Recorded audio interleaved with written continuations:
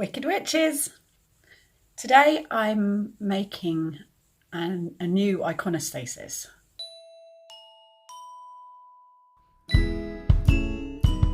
So I have made a video before about how to make an iconostasis, and the one that I made before was for Aphrodite, for Venus, and that was part of the Which Fall Are You course where we were exploring which archetype we were ruled by.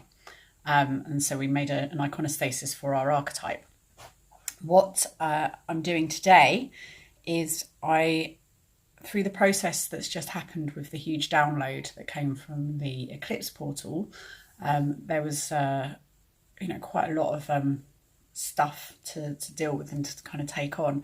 And one of the things that has happened over this year that is calling upon me to look at and explore and go into in a bit more emotional depth is grief. I've lost 4 people this year, and they're not the first people that I've lost. I've lost people pretty much solidly throughout my life. But I was born with grief. I have some sort of past life grief as well, which I think is that I was drowned as a witch. There's a whole story behind that, which I will talk about when I do the grief shrine tomorrow. So I'm going to be making a grief shrine, and this is quite a big bit of work. This isn't something that I'm going to rush. And so I'm going to make a grief shrine, and I'm going to create a grief ritual. And the first thing that I'm going to do is make a grief iconostasis. So this is a thing that goes at the back of your altar. So like on altars, you'd have patron saints, and there'd be like a wooden, I'll show you. Here's one I've made earlier. No, this one is the one that I'm starting on. So I made this yesterday, and it's just roughly painted. So it's some sort of metallic paint, and there's a bit of glittery, starry sparkles on there as well.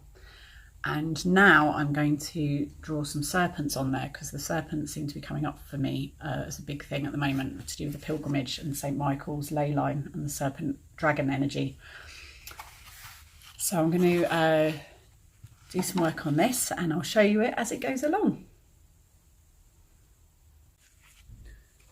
I've drawn serpents around the frames of the boards. I think it will stand up now, so I can put it like this, and it will stand up at the back of my altar. So yeah, I think that works.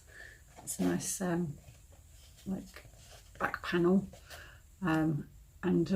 Yeah, so then I will begin to look at building something around it with the shrine, which will be the next part of the video. So step 1, get your iconostasis made.